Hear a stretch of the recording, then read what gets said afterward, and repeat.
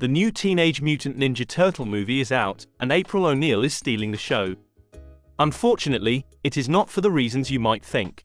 Since it was announced that Seth Rogan would be working on an all-new movie, fans of this long-standing IP have been worried. By now, most are aware of the changes the show has decided to make. The most contentious change for the show was April O'Neil. Writers and designers are putting a new spin on her, bewildering many fans. This topic is always very contested, with viewers split down the middle. On the one side, you have fans who are upset with the changes. On the other, you have those who believe the redesign is fine. The obvious elephant in the room is that April went from a red-headed white girl to a black girl. For this movie, they decided to do the classic race swap. My opinions on race swapping have always been consistent. If the story remains good, I can learn to live with it. I do not hate race or sex swapping, I hate bad writing. Often, writers with no talent fail to generate hype for their work. This is because they are not very good. To garner attention, they make controversial decisions that capture the headlines. When there is eventual blowback, they call everyone bigots. The question is, do the changes made to April O'Neil hinder the story? This question is complicated, considering how well the movie is rated. Both critics and fans praise the film online, giving it over 90% on Rotten Tomatoes. Considering these high scores, we must ask ourselves if people genuinely care. First, we must examine the redesign before considering the divided opinions regarding April O'Neil. The designer for this movie spoke out regarding the changes on Twitter and showcased a few ideas. From the start, it is clear that the showrunners had a specific vision for April. They made her shorter, scrappier, and a lot less attractive. It is that last part that is causing the most controversy. On the one side, you have those who argue that her looks do not matter. They state that this is a cartoon character, and thus it is weird that you must find her attractive. Some state that she is only a teenager, and thus sexualizing her is weird. Others argue that she is an adult in most series and movies. Therefore, being attractive should not be an issue. It should also be noted that attractiveness is not sexualization. If, by this point, you are uncomfortable with the direction this argument is headed in, you are not alone. Ultimately, Teenage Mutant Ninja Turtles is for kids, thus, this should not be a debate. The truth is that most adults will not be watching this movie. It is not meant for them. However, it should be pointed out that April's attractiveness is not the issue here. Instead, it is her design overhaul that is making people upset. Despite my opinions, most people do not like drastic changes to classic IPs they grew up watching.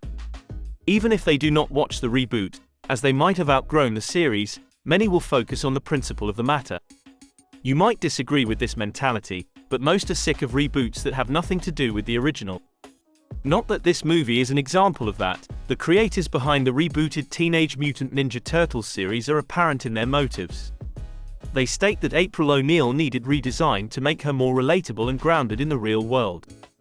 What part of April was not grounded in the real world is unclear.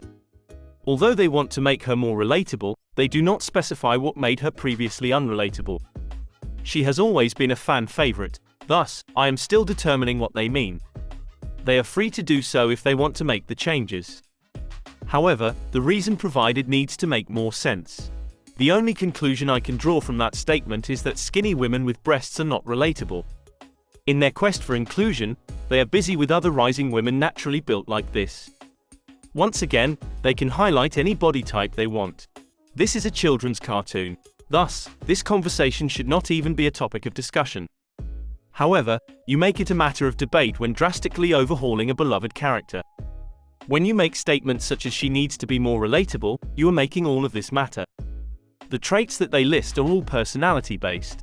If you wanted her to be more grounded, you would have focused on her character, not her design. This is not the reason you were doing this. You went out of your way to completely overhaul her, which was done for only one reason.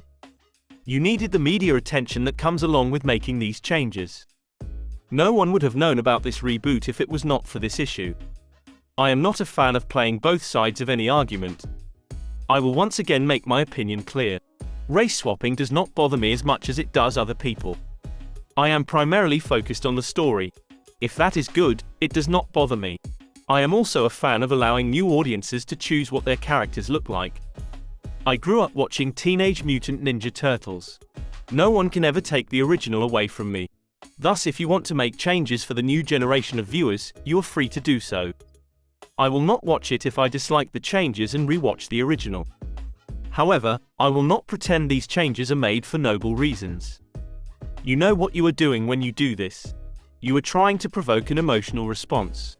Once people respond, you get on your high horse and pretend that people are pervs or bigots, which is why they dislike the changes. I am willing to be more lenient in the case of Teenage Mutant Ninja Turtles. There is a straightforward reason for this. Those who watched this movie seem to genuinely enjoy it. Too many times, people do these things to make up for lousy writing. In this case, that might not be true. The end goal is to ensure that people enjoy your product. If you manage to achieve that, then your work is complete. I am still determining how this movie will affect numbers, but the early signs are positive. The budget for this movie is hefty at $70 million. However, current box office numbers have them exceeding expectations. The movie will likely break even at $43.1 million in its 5-day opening. However, based on current box office trends, they might even make a profit to warrant a second movie. It is still early days, but thus far, most are enjoying their experience. The fact that the film competes against giants like Barbie and Oppenheimer makes their success at the box office even more impressive. They do have big names, such as Jackie Chan, John Cena, and Mr. Beast, carrying the film. Ultimately, only time will tell what the future holds for the new April O'Neil and the Teenage Mutant Ninja Turtles.